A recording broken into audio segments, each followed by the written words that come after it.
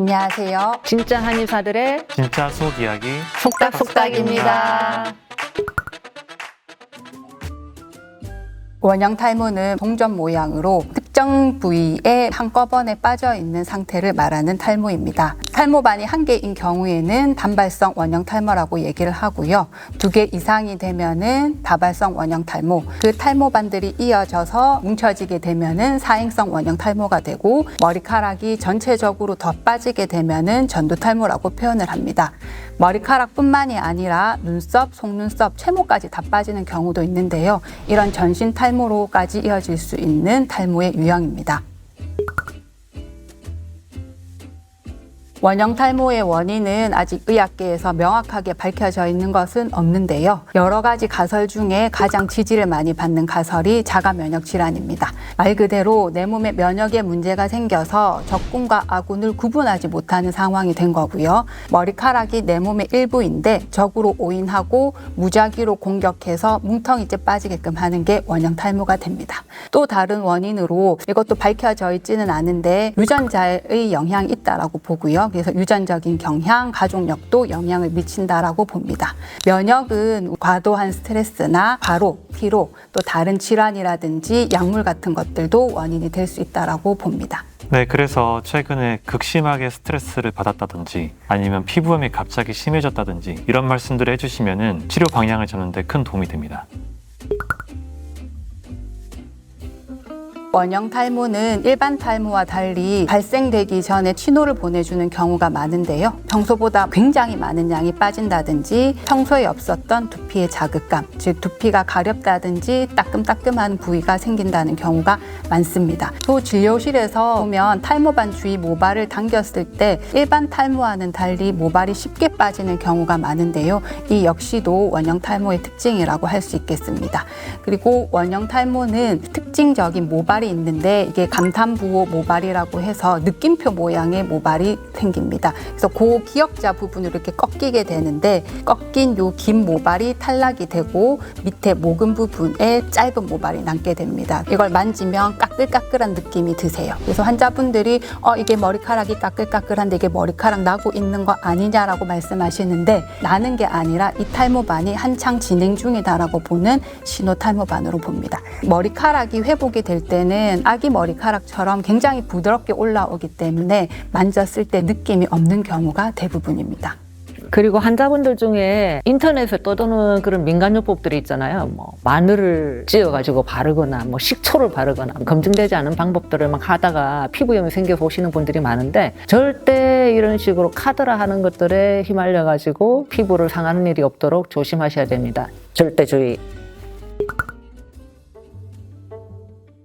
원형 탈모는 연령과 성별을 구분하지 않습니다. 제가 치료한 환자분들 중에 가장 나이가 어린 친구는 6살이었고요. 가장 나이가 많으신 분은 66세셨습니다. 그러니까 성별도 마찬가지지만 나이는 더더욱 그러한 것 같습니다. 전 원형 탈모를 치료할 때 가장 중요한 것은 탈모반 상태를 정확하게 확인하는 거라고 생각합니다. 탈모반 주변을 두피 현미경으로 자세하게 찍어서 탈모반이 진행될 수 있는 모발이 있는지 확인하는 것이 매우 중요합니다. 그러니까 끊어진 모발이 보이게 되면 치료 과정 중에서도 그 탈모반이 커질 수 있고 주변으로 또 탈모반들이 생길 수 있다는 것을 치료 전에 환자분께 충분히 말씀을 드리고 설명을 드려야 되는 부분인데, 이 과정이 소홀해지게 되면 치료 과정 중에 생길 수 있는 여러 변수들에 의해서 환자분은 신뢰도 잃게 되고 치료를 중단하기까지 이르는 경우를 좀 많이 봤습니다. 그래서 처음 오셨을 때 탈모반 상태가 어떤 식으로 진행될 수 있는지에 대해서 정확하게 파악하는 것이 가장 중요하다고 보고요.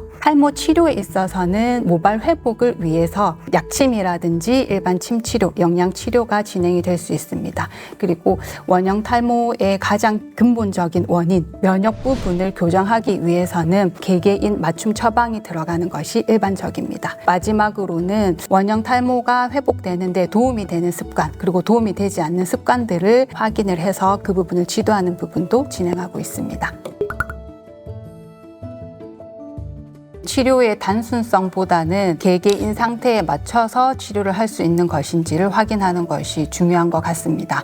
보통 원형 탈모 치료는 스테로이드 주사, 중증으로 진행이 되면은 면역 억제제를 처방하는 경우가 일반적인 원형 탈모 치료 프로토콜인데요. 존스킨 한의원에서는 모발 회복을 위한 약침을 선택함에 있어서도 개개인의 두피 상태에 맞게끔, 그리고 탈모반이 발견된 지가 얼마나 되었는지, 그리고 재발 여부에 따라서 여러 가지 약침 종류들 중에서 선택을 해서 사용하게 됩니다. 한약 처방에 있어서도 원형 탈모라는 질환에 맞춰져 있는 일률적인 처방이 아니라 개개인의 면역에 문제가 생긴 것들을 교정할 수 있는 개별 처방이라고 볼 수 있습니다. 따라서 의료기관을 선택을 할 때는 내 상태에 맞게끔 치료를 할 수 있는 기관인지를 확인하는 것이 중요하다고 봅니다. 존스킨은 오랫동안 탈모 치료, 특히 원형 탈모 치료를 진행을 했고요. 그 과정 중에 많은 치료 케이스들도 쌓여져 있고 노하우들도 쌓여져 있습니다.